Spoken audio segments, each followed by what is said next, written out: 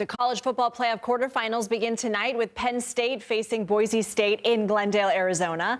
The Nittany Lions smashed SMU 38-10 in the first round of the playoff to make it there. And the Broncos earned a first-round bye in large part due to running back Ashton Jeanty. The Heisman Trophy runner-up has so far rushed for almost 2,500 yards this season. I want to bring in Shehan Jeyarajah. He is a national college football writer for CBS Sports. Thank you so much for being here. What will be the key to who wins tonight's game?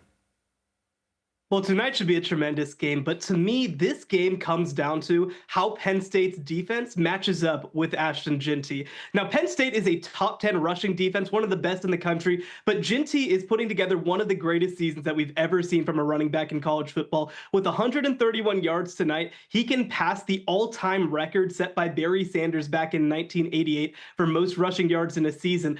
But again, this is the best defense that he has played to this point, especially against the run. If Penn State is able to bottle up Ashton Jeanty, they're going to win this football game.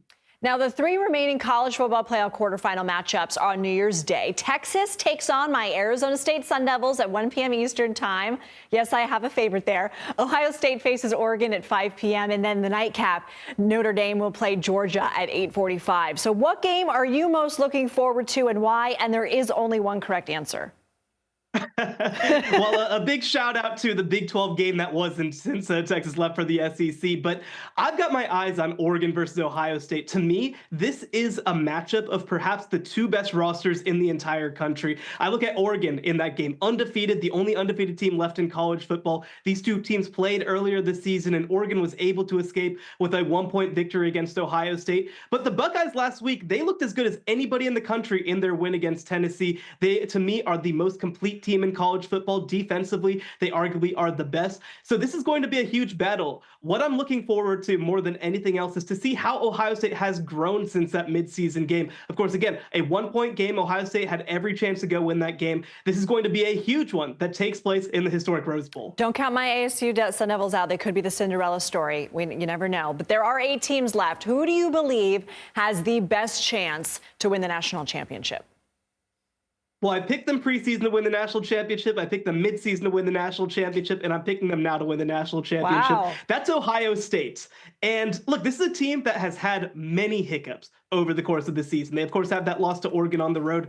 They had a befuddling loss to Michigan in their final game of the regular season.